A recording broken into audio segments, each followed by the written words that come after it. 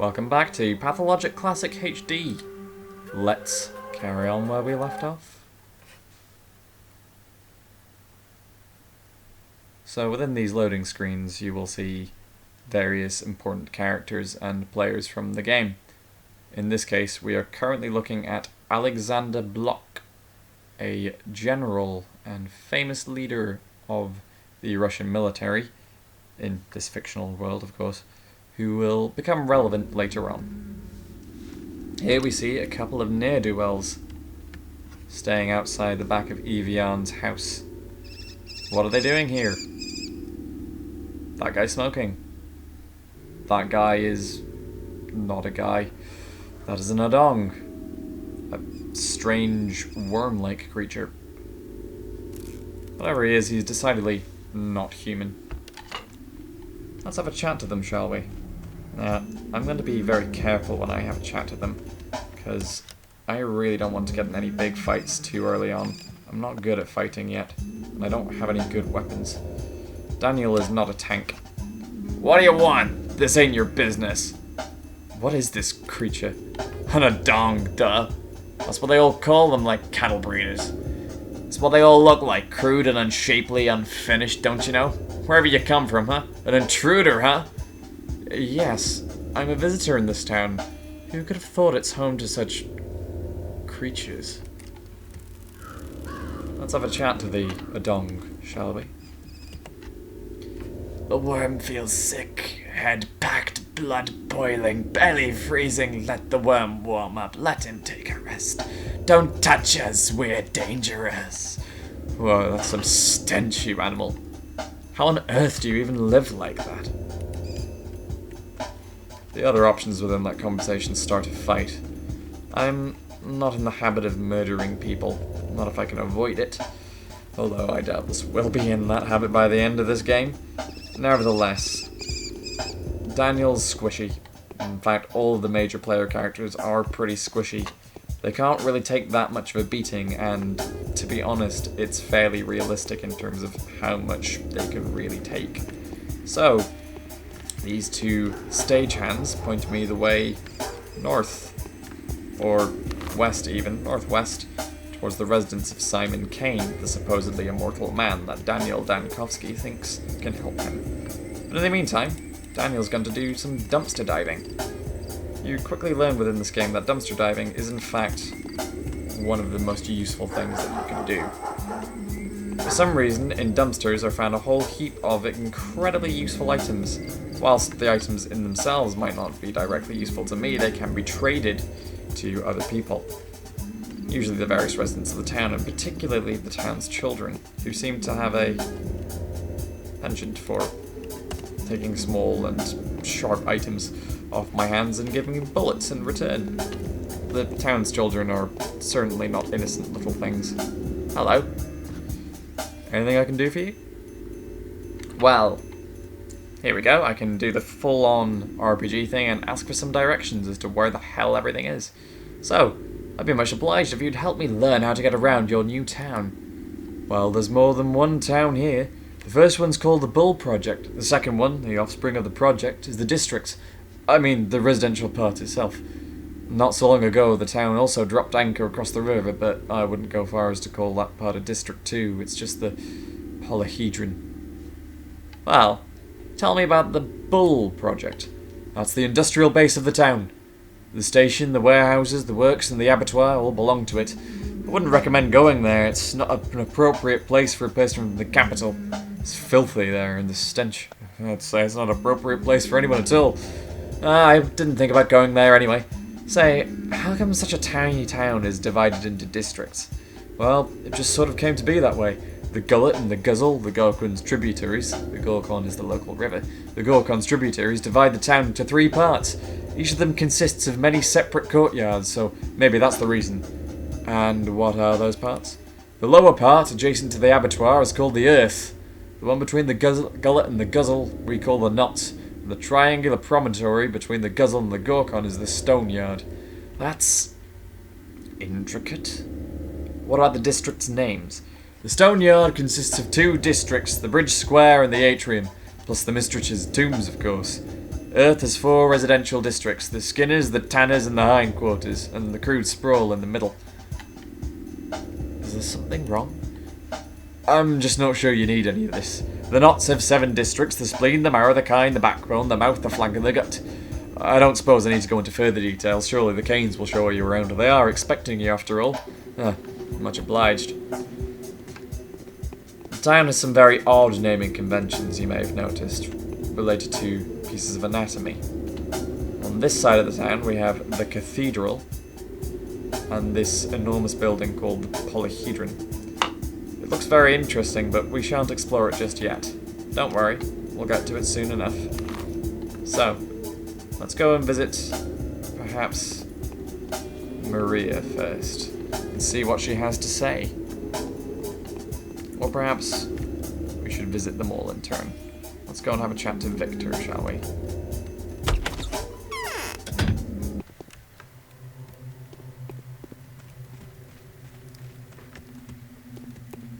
Hello there, Victor. Upon the wall, a portrait of Nina Kain. We will find out about her later. The true way to be deceived is to think oneself more knowing than others. Famous Dr. Dankovsky, your arrival is a great honor to us. Victor Kain, at your service. Daniil Dankovsky, at yours. I foresee that the things that have become ordinary for us all will probably make you feel uncomfortable and disturbed. I would like to compensate for that impression. You know, our small community has fallen out of the loop. Time leaves us behind. What do you mean? I mean the traditions. Games that we play with passion will most likely be of no interest to you. People you meet here may seem eccentric, naive, or even somewhat deranged. Please, take it easy on us. Don't judge us too strictly. I will do my best not to disappoint you. It's like something is pulling my strings. Georgi is waiting for you, my friend. I still have probably butchered the pronunciation. I'm so sorry to everyone involved. I will learn it at some point. He has news for you that you'll find surprising. I only ask one thing. Don't be too quick to reject his request. I don't understand. He will explain it better than himself. We have put too many hopes in your arrival. The echo of these hopes has led him to offer you a rather intricate conundrum to solve. You're scaring me. He's perhaps giving us a warning that things are going to not be very easy. That tolling of the bell was the sound of an hour passing in-game. Time passes in this game, and time will pass regardless of what I do. Unfortunately, if I miss things in the game, if I miss crucial or critical events, then they go by without me. In some cases, that can leave me majorly at a disadvantage, or in other cases, it can cost me the game altogether. But first, let us chat to Maria Kain. Interesting portraits upon all the walls. All of them are important for one reason or another. All of the mirrors are, of course, broken. Make of that what you will. Maria Kain has an interesting dress. I will refrain to comment on the nipples. The Saburov's wait is over. They've always wanted an heir. You resemble an adventurer rather than a doctor. And how is it that you know me? I saw you in a dream. Don't flatter yourself. My desires have nothing to do with that. I simply saw that you take us all by the throat. What else did you see in that dream? I'll tell you when I think I can trust you. Well, I hope that happens soon. Why can't I move on my own? I have a lot to tell you, Bachelor Dankovsky, but I dare not until you eat my uncle Georgi. Georgi? Fucking hell. One day. Otherwise, he'll rip my tongue out for disclosing a secret. Some strict morals your family has. They make much more sense than you may think. This is not a game, is it? For all that is holy, do not speak to my uncle, and then... Sorry. Rephrase. For all that is holy, do speak to my uncle, and then come back to me. Otherwise the excruciating anticipation will tear my heart into pieces.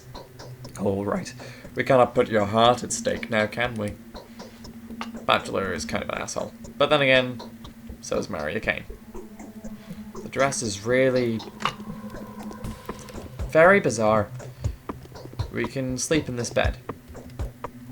As you can see, this will show you my various states at the moment. I am not infected, I'm only a tiny bit exhausted, barely that hungry, got all hit points, and I'm average level of immunity to disease currently. When I become tired, I'll need to sleep in a bed. Fortunately, this is still early morning. You can tell what time it is by your inventory. So as this shows, 7:16. 7:15 in the morning, basically. Still very early. More than enough time to do quite some number of things yet.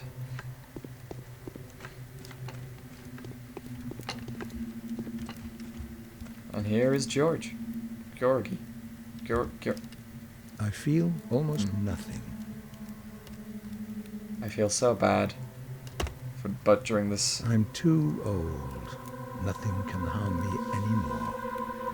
Most venerable doctor, it is with great impatience that we have been expecting you. You need not delve into the minutiae of your business with us, since our family is well acquainted with your scholarly work. We are also quite aware of the difficulties that you are experiencing, and well prepared to do our utmost to support you. It hurts me all the more to be the one that must inform you that Simon, my consanguineous brother, the creator, keeper, and embodiment of all that surrounds us, has been murdered. Damn it! Why did it have to happen just before I arrived, right as I found the chance to prevail? Precisely. Why did it have to happen just before your arrival? Are you asking yourself the same question? I hope you don't see any connection between my arrival and the murder. In fact, I do see a connection. However, do not mistake it for a thought that it was you who murdered him. Well, at least that's something. Isidore has done more than he thinks. I have a lingering feeling that time itself is using uncontestable powers to further its own intentions. What do you think?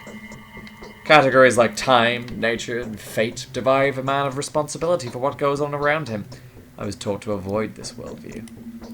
It could be that your mind is clouded by sorrow, but I cannot escape the feeling that your arrival was no coincidence. Your choice was made for you, my dear doctor. Let us not blame fate for it. Isidore wrote to you about making us aware. He took a risk that could have displeased our family. Why do you speak the word fate with such disgust? I prefer the word time, in a fatalistic sense of the notion, of course. So, Simon wasn't aware that I would come. Even though we were uncertain of when you would arrive, my brother was looking forward to meeting you. The tragedy may have been a consequence of the actions he took in preparation for your arrival. Someone has taken a powerful piece from the chessboard, a piece upon which your position here depended. It is doubly regrettable that Simon was playing on your side. So you presume the queen knew of the blow and sacrificed itself for a pawn? But why? To grant you victory over death. Was it not your ultimate aspiration? To help you, Simon seems to have played a very dangerous game with fate itself. He went out of his way to provide you with a body of evidence. If that is indeed so, I feel obliged. Do you want to help us, Doctor? Find the murderer for us. My brother Victor, who is in the wing next door, would share some of his thoughts on the matter. Help us, and the reward will not disappoint you. Indeed, it seems there are too many coincidences.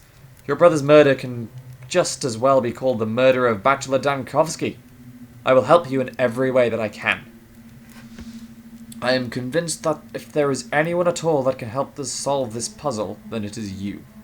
This mission calls for someone as astute, as inventive as yourself. If Isidore was an instrument of fate, then Simon's murder is a message that fate intended for you personally. Do not think I am inclined to blame you for that. I am not. So, how do you plan to look for this murderer?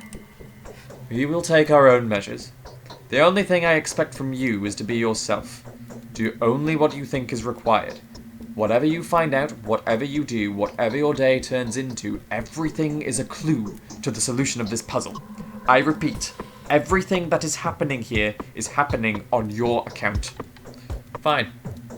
I'm fine with this course of action. Onwards to visit Victor Kane. That is a journal note. And unfortunately, I've forgotten the hotkey that tells me what my journal is. Ah. Here we go. Set of messages. Isidore Burak's message. I will go through this relatively quickly, because time is still ticking whilst I open this up. My dear Bachelor Dankovsky, it was most disconcerting to learn that the powers that be have the intention of shutting down the laboratory that owns fame largely to your own research in that field of pathology. Is it true that your detractors have branded your studies scientifically stillborn? Rejoice, Bachelor, for there is an observable case that would quell the obscurance that reject the research of death, aging, and necrosis as a subject that lacks academic viability. This case, were you to document it, would go a long way towards restoring your reputation as a scholar. The subject in question is Simon Kain, who has ruled in the town where I live for as long as I can remember. This man's longevity transcends the boundaries of what is plausible. It is phenomenal, no less, and I struggle to give an explanation of it with what scientific means I have at my disposal. Make no delay. There is a sensational discovery to be made here, a breakthrough that will not only save your laboratory, but also revivify your studies and greatly increase your scientific renown. Your humble servant and faithful colleague, Isidore Burak. P.S. I spoke to Simon on your behalf, and he has kindly agreed to facilitate your effort. Daring ideas and far-fetched projects are traditionally very well respected within our neck of the woods. So these will hold my messages for the next 12 days. Ah, there I am.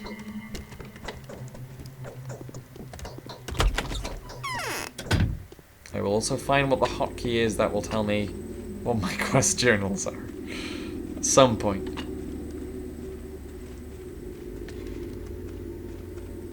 Oh, the entrance is round this way. I'm being a bit silly.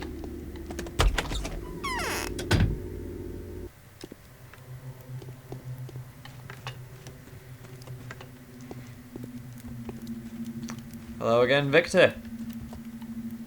Perhaps old Gimsky is setting a trap for this newly arrived Haruspex.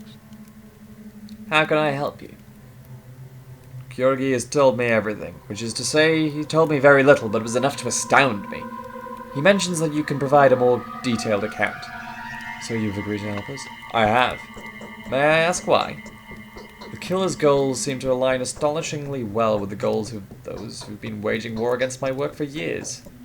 Or perhaps we share a tragedy. I want to exact vengeance upon the one that robbed me and my work of a future. Or perhaps I want to solve a puzzle. I think I want to exact vengeance, though. I'm prepared to answer any questions you may have. When was Simon last seen? He sent Isidore home. Then, an hour later, he came to the hall to see us. I should clarify at this point that Isidore Burak was the town's previous doctor. He announced to us his plans to withdraw the focus and receive no one. He told us to not to approach the focus, which is a room in his residence, and to fast for a week, partaking of neither meat nor water. Then, in the morning, he was found dead. Could he have been poisoned? No, he hadn't eaten or drunk anything for several days, and prior to that, he'd only drunk wine from the old household stock. He had opened the bottles himself. What made him take such precautions? I've never really thought about it. Indeed. Why were they precautions at all? He was always conducting experiments on himself, not only on his body, but on time, his language, his way of thinking, even his fate. Could his death have been the outcome of one of these such experiments? I think, between me and you, this is precisely what my brother Georgi fears. I can say nothing more about that. How was the body discovered? Servants discovered him in the morning. The room had been ransacked. Everything that was breakable had been broken. His disfigured, contorted body bore signs of terrible suffering. His neck was twisted, his spine broken, I think. No one has touched the body. It is currently inside the focus and will remain there for the prescribed amount of time. Do you suspect anyone? No. All I know is that Isidore was with him that evening. No one can enter the focus against Simon's will. Well, perhaps a higher being could, but no one else. Like an angel of death or something. Yes, something like that. I'm not sure if you're being sarcastic. If you are, then allow me to say that I do not share your feelings. I apologize. And how did Simon himself get in there? He could perform far more impressive feats. That's the reason why the whole town revered him. Tell me honestly, dear Victor, did Simon exist at all? Bravo, Doctor. There is a spark of genius to you. Alas, yes, he did. Alas. It's not that I would benefit from his death. Alas, for that would be too simple an explanation. Simon well and truly did exist. That is exactly what's left everyone in disarray. It was so hard for him to accept his existence that the thought of his demise is now driving them mad. You are all his heirs. Wouldn't you all benefit from his death? Didn't the old man rather overstay his welcome in the world? His death is a challenge to our continued existence. We are neither insane nor suicidal. Well then, who do you suspect? Just take a look around, trust your intuition. Do whatever you like, speak to whoever you feel the need to. Look for the murderer, Doctor, and you will find them. Keep looking until the last breath. I'm sure your rational thinking will help you. Alright, so, who amongst the town folk can help me with this? My daughter will advise you better there. Her name is Maria. For several days she's been obsessed with some design. As somehow related to your arrival. Yes, don't be surprised, for she knew beforehand that you were coming. Find explanations for everything that's going on here. Eventually. Really? That's good. Anyway, Maria believes that several bound people will play a special role in your fate. Before you leave this place, of course. Perhaps it's them that you should ask for help first? First, I'll seek help from my dear colleague, Isidore Burak. Where does he live? I'll show you, but you must be careful. Simon's murderer, whoever they are, could not be an ordinary person. I can't imagine them even being a person. I fear it could only be fate, wearing the guise of a mysterious monster. I don't believe in fate. So, that's the residence of Isidore Burak, the town's old doctor. He might be able to tell me a little bit more about the murder of Simon Kain. That is, if it is indeed a murder.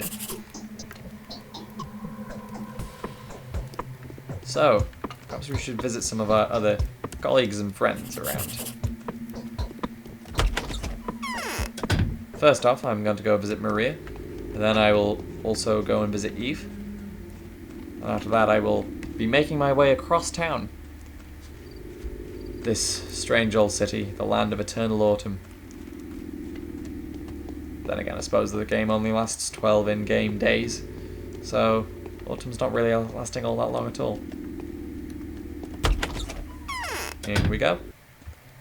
Onwards to the fucking bizarre dress. Broken mirrors everywhere. Hello there. I'm feverish. What can it be? Voice acting might irritate me after a while. Now listen closely. The time for collusions, secrets, and alliances has come. I'm going to ask something of you. I'm not used to that. I am used to holding the reins, but you are not harnessed, so it would be unacceptable to address you in this manner. Find solace in the fact that my request will be welcome with you. It fits the style of your venture. I am not an adventurer, and my job is no venture. I hope it never becomes one. I apologized if my words came across as mangled and silly, like the original translation. I am truly not used to asking, but the nature of my request demands complete and selfless humility. Just imagine me begging and kneeling, and believe me, I do feel that way. No need to kneel. What did you want to talk about? Today's death was the first, but it won't be the last. Simon has opened the door. Simon has opened the score of Simon has opened the score of irreplaceable victims. That sentence, okay. Soon their number will multiply. I beg you to preserve the lives of several people when the lines of their fortune cross yours. Before any of them dies, there will be a moment at which you will be able to intervene. I know this for a fact. Who are these people? That doesn't matter. What was destined to happen will happen. You can be whatever you want to be, but not a coward choosing to hear no evil and run away from reality. I will give you a list of those I know of. These people are bound to you. Bound? There's a tight spring of power within each of these people. Each of them can break the routine of human existence and become something greater.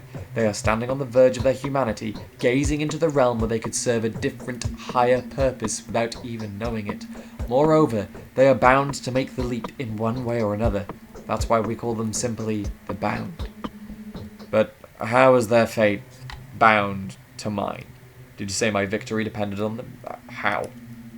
I don't know. I'm not a mistress yet. Mistress in this game is a witch of a sort. A clairvoyant, one who can see the future, a very, very powerful woman. Maria may become one in time, but is not yet. I don't know. I'm not a mistress yet. The future is not as clear to me as I would prefer, but I can feel the present. I can already distinguish a dubious guess from the pulse of precise knowledge devoid of words and images.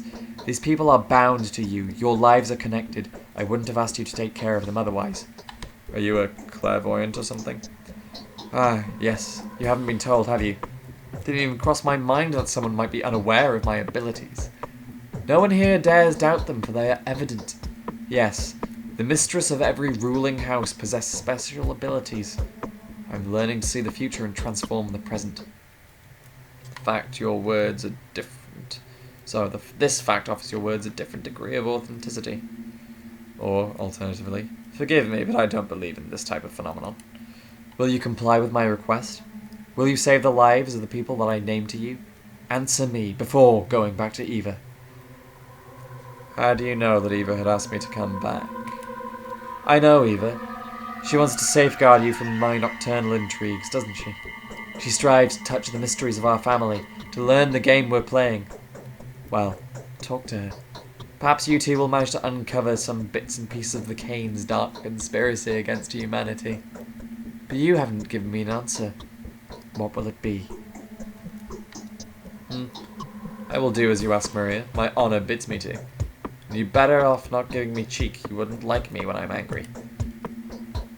Whatever happens, these people must live. Their fates are bound to mine. They may well hold the keys to my victory in their hands. These people are important people for the Bachelor storyline.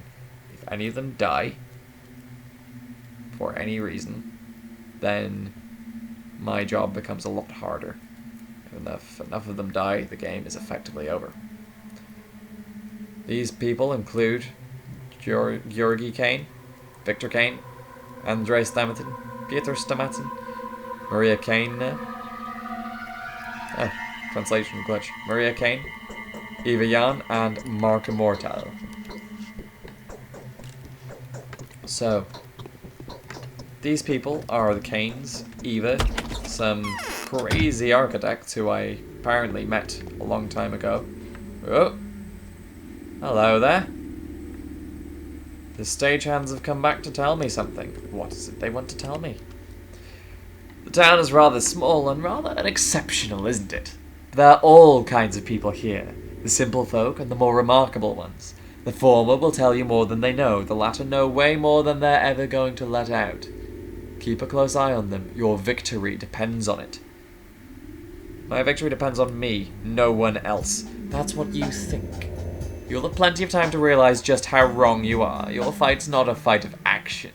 You'll need middlemen, cause and effect chains, tools. The tools to act out your script. If I ever need someone, I'll find them. Not anyone would be good enough. There are a few people here capable of doing something worthwhile. How many? There are 20-something of them. Easily distinguished by their lodgings or their presence. They're called by many names. The Bound, the Fated, the Adherents, the Gobos Tolga, the Town Circle. Simon preferred their company to any other. Is this a sect or something? No. There used to be a pagan named called Tagler. Tagler.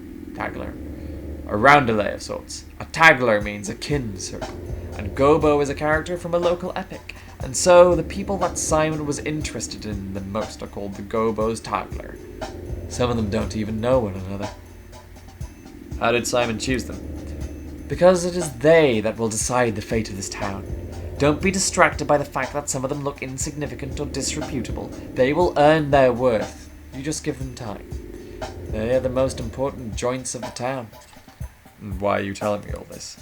Each day, one of them will try death by the tooth. Each will put their life at risk, and each one that dies is important.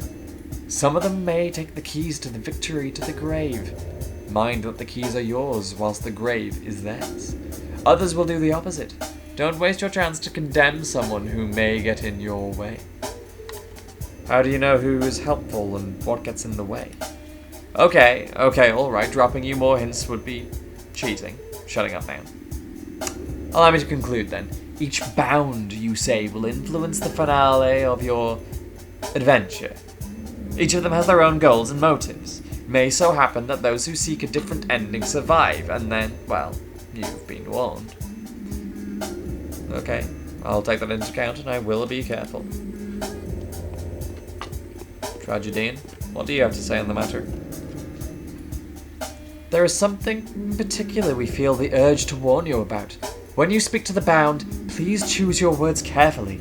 Do not worry, you will easily be able to make out what kind of a person is standing before you, an observant man that you are. So, use that skill when dealing with the bound. Some of them are indeed worth insulting, whereas others need to be treated with the utmost respect. If I ever engage in conversations with someone, it won't be for personal gain. Each conversation will bring you a small profit, depending on the outcome, of course. Depending on the outcome. Every line you utter will have consequences. News spreads rapidly around here. If you spoil your reputation in one place, you'll have to reap what you've sown in another. Sorry. Restore your good name in the south, and you'll receive a warmer welcome in the north. They will heed every word you say, and you will be rewarded. Good. Onwards we travel.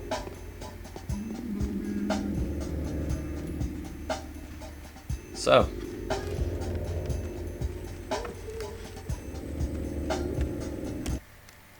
The two stagehands are trying to do their best to look out for me. They want me to do okay. At least they want this game to continue on. If I do occasionally put the inventory screen up to look at, by the way, it's so that I can check what time it is. For, as with everything in this real world, time is always running out, and so it is in this game that time is constantly running out.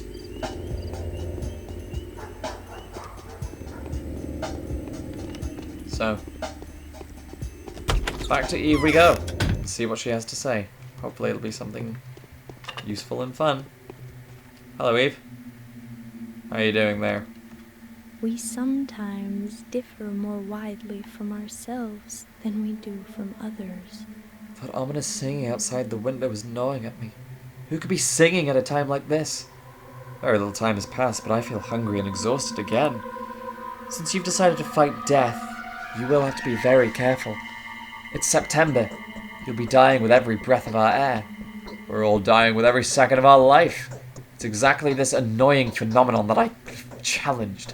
But since you've heard of Fanatica's achievements, I'm not going to waste your time monologuing. You got me wrong. You'll be dying here much faster than in the capital. Your body is wasting away just about as fast as a boat sinks with its hull full of water. Breathe in this air. Can you feel it? You have a poetic mind. Not at all. My mind is quite prosaic. Yet your arrival has gone to my head so much that I'm looking and longing for poetry now. But I speak of the simplest corporeal things. I'm simply worried about your health. Am I in danger? The steppe is full of various herbs. They fill the air with dizzying vapours. White whip, twire, and swevery are dangerous in August and September, when herbs surrender their juices to the sun. People tend to get headaches this time of year. Heart sufferers lie in bed with pains. My heart aches too. How do you people live here? Twire is a rare herb, so usually it's bearable, but this year it's unbelievably plentiful. The elderly say that it is phenomenal. Nothing like has ever happened before. They think it's a bad omen. Well, I don't believe that, but the air is droning. Can't you feel it? Don't you feel dizzy? Yes, the air is heavy. You need to sleep often. Never go hungry. Drink more water. You need to look after yourself properly. If you feel sick, forget everything else and get some rest. Otherwise you may die of a heart attack or bleeding. Be careful, alright? The more I think and do, the faster I die. That's symbolism if ever I saw it. Ah, This game is delightfully meta. So, with that, I think we shall take a quick pause. Our next destination is over to the east, the house of Isidore Burke. We may take some brief divergences along the way. Anyway, I shall see you all again soon.